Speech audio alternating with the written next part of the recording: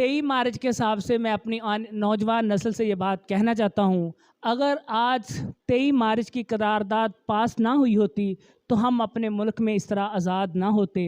लिहाजा हमारे बड़े जिन्होंने हमारे लिए कुर्बानियाँ दी, हम अपने न्यूज़ चैनल की तरफ से उनको खराज तहसीन पेश करते हैं। सलाम है ऐसी माओं को जिन्होंने हमारे लिए ऐसे बच्चों को जन्म दिया और आज हम अपने मुल्क में आज़ाद हैं। अस्सलाम वालेकुम। पाकिस्तान ਜਿਹੜਾ ਸਾਡਾ ਮਸਲਨ 23 ਮਾਰਚ 19 ਜਿਹੜਾ ਅਸੀਂ 23 ਮਾਰਚ ਪਾਕਿਸਤਾਨ ਦੇ ਅੰਦਰ ਮਨਾਉਂਦੇ ਆ ਨਾ ਜੀ, ਉਹ ਪਾਕਿਸਤਾਨ ਅਸੀਂ ਸ਼ਹੀਦ ਜਿਹੜੇ ਸਾਡੇ ਪਾਕਿਸਤਾਨ ਦੇ ਹੋਏ ਆ ਉਹਨਾਂ ਨੂੰ ਖਰਾਜੇ ਤਕਸੀਮ ਪੇਸ਼ ਕਰਦੇ ਆ।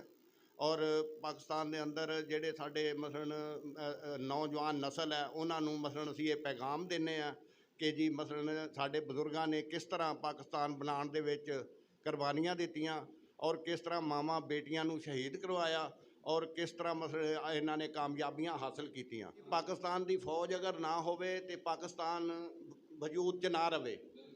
पाकिस्तान की फौज है दिन रात कुर्बानियां दिंदी है, बार्डरां दे उत्ते पहरे दिंदी है, लेकिन असी देख के कहने कि जी पाकिस्तान की फौज की करती है।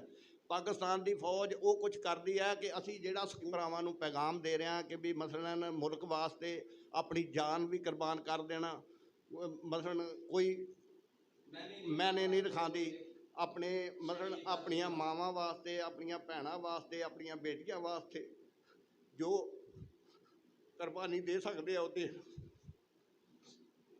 इस तो ज़्यादा